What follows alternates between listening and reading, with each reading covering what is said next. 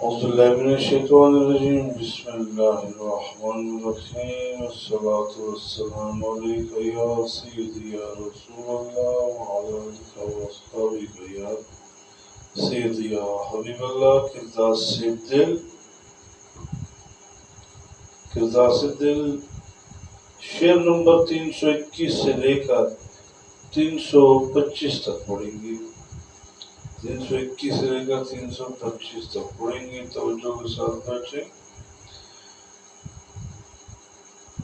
جان چلی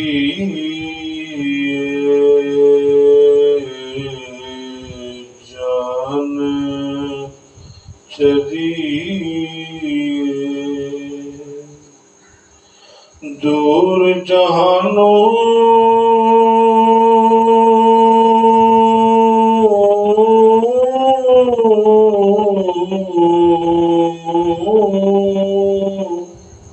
ہویا میں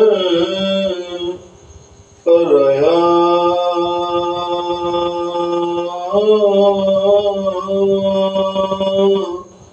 انت نہ کے کفن ج پایا سبنو دلوں بھلا کے آپ احباب کے سمجھ سے ٹھوس کر دیجیے ٹینشن ہو رہی ہے درس کے دوران مسئلہ پیدا ہو رہا ہے آپ اسے بند کر دیجیے صلاۃ والسلام علیہ سیدی یا رسول اللہ وعلی آلہ وصحبہ سیدی یا حبیب اللہ جی جان چلیے دور جہانوں شاعر کہتا ہے یہ جو میری جان ہے میری زندگی ہے اس جہان کو چھوڑ کے دور جہانوں میں جا رہی ہے ہن ہویا میں پلایا ایک لمحے میں غیر ہو گیا بیگانہ ہو گیا انت نہا کے آخری مرتبہ نہایا کفن چھپایا کفن پہنا یارا سب نو دلوں پڑایا اب مجھے اگلے رستے کی پڑ گئی ہے میں نے سب کو اپنے دل سے بھلا دیا میری جان اس جہان کو چھوڑ کے دوسرے جہانوں کی طرف میرے سفر ہے اب میں بیگانہ ہو گیا آخری مرتبہ نہلایا گیا یا نہایا اور پھر کفن پر پہنایا اور سب کو میں نے اپنے دل سے بھلا دیا یہاں شاعر میت کی باتیں زندہ لوگوں کو سنا رہا ہے کہ جب بندہ دنیا سے جاتا ہے چلتے پھرتے گر گیا موت واقعہ ہو گئی طبعی موت آ گئی خدا نہ خواستہ حادثاتی موت آ گئی تو وہ لمحے بھر کے اندر بیگانہ ہو گیا اس دنیا سے اس دنیا میں رہنے کے قابل نہیں رہا اب اس نے یہ دنیا چھوڑنی ہے یہ جہان چھوڑنا ہے اور دوسرے جہانوں کی طرف سفر کرنا ہے جب تک وہ زندہ تھا اس کے ارد گرد چہل پہل تھی اس کے اپنے پیارے اس سے لاڈ پیار کرتے محبت سے سرفراز کرتے لیکن یہاں سانس کیا نکلی دم کیا نکلا کہ وہ گھڑی بھر میں بیگانہ ہو گیا اور وہ کہہ رہا ہے کہ میں تو اس دنیا کو چھوڑے جا رہا ہوں اور ان دنیاؤں کی طرف جا رہا ہوں عالم برزخ ہے آگے دیگر معاملات ہیں تو شاعر کہتا ہے کہ میں اس دنیا کو چھوڑ کے اس سے آگے والی جو دنیائیں ہیں میں ان کی طرف جا رہا ہوں اور میں جو ہوں نا میں بیگانہ ہوں گیا میرے ساتھ میرے بچوں کا جو رشتہ تھا وہ ختم ہو گیا، بہن بھائیوں کے ساتھ جو رشتہ استوار تھا اس میں کٹاؤ آ گیا، دوست احباب رشتہ دار خاندان برادری سب اس سے بیگانے ہو گئے، اس دنیا کو چھوڑ کے جا رہا ہے، اس دنیا کو خیر آباد کر رہا ہے اور کسی اور دنیا کی طرف جا رہا ہے۔ حضرت عبدالوہاب اشعرانی رحمۃ اللہ تعالی علیہ جب آپ کا آخری ویلا آیا نا تو آپ رونا شروع ہو گئے۔ موریدین کا ایک بہت بڑا گروہ آپ کے ساتھ تھا، آپ کے پاس تھا، کوئی ہاتھ سہلاتا، ہاتھوں کی تلیاں سہلاتا، کوئی پاؤں کی تلیاں سہلاتا، کوئی ماتھے پر اٹھنے والا پسینہ یا تریلی اسے صاف کرتا، کوئی سینے کو سہلاتا، کوئی ٹانگیں دباتا، ہاتھ دباتا۔ تو دوستوں جاننے کا ویلا بڑا اوکھا ہوتا ہے، بڑا اوکھا ویلا ہوتا ہے۔ تو آپ رو رہے ہیں تو آپ کے ساتھ ساتھیان تین تعداد بنائی جاتی ہے اور ہاتھ میں وہ پاس آتے ہیں اور بڑے پیار سے اپنے ابا جان کا ہاتھ اپنے ہاتھ میں لیتے ہیں، اور دربار کی بہت پرانے مرید صدیق نام تھا ان کا، وہ بھی پاس آتے ہیں تو کہتے ہیں حضرت صاحب آپ رو کیوں رہے ہیں؟ اللہ بھلی کرنے والا ہے، آپ پریشان مت ہوں۔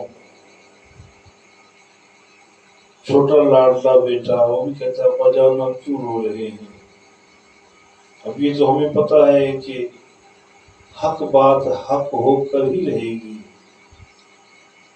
تو کسی نے کہہ دیا شاید آپ کے دل میں خوف ہے، تو آپ فرماتے ہیں میرے دل میں کوئی خوف نہیں، کوئی ملال نہیں، کوئی پچھتاوا نہیں، میں نے ساری زندگی اللہ کی محبت میں، اس کے پیارے محبوب حضرت محمد صلی اللہ علیہ وسلم کی محبت میں گزاری، یہ تو مجھے ٹینشن خوف پریشانی رہا کی نہیں۔ تو پھر آپ رو کیوں رہے ہیں؟ کہا ایسے رستے پر جا رہا ہوں جہاں زندگی میں کبھی گیا نہیں۔ کتنی گھاٹیاں ہیں، کتنے گھنے گھنے جنگل ہیں، ان سب میں سے گزرنا ہے، اکیلے گزرنا ہے۔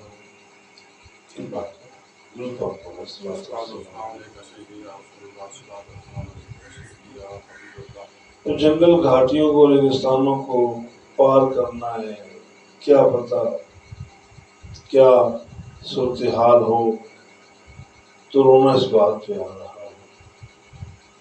تو میرے صاحبوں بات کرنے کا مطلب مقصد مراد یہ ہے کہ ہر ایک نے اس راستے پہ چلنا ہے، ہر ایک نے جانا ہے، اور وہی ویلا بڑا اوکھا ہوتا ہے۔ جان نکلنا تو بات ہے ہی تھوڑی سی تکلیف دے، روح کا نکلنا، جسم سے جدا ہونا، لیکن اس سے بڑا پچھتاوا یہ ہے کہ جس کے پاس آپ جا رہے ہو اسے آپ نے جو گزری ہوئی زندگی اس میں آپ نے اس مالک کو راضی نہیں کیا۔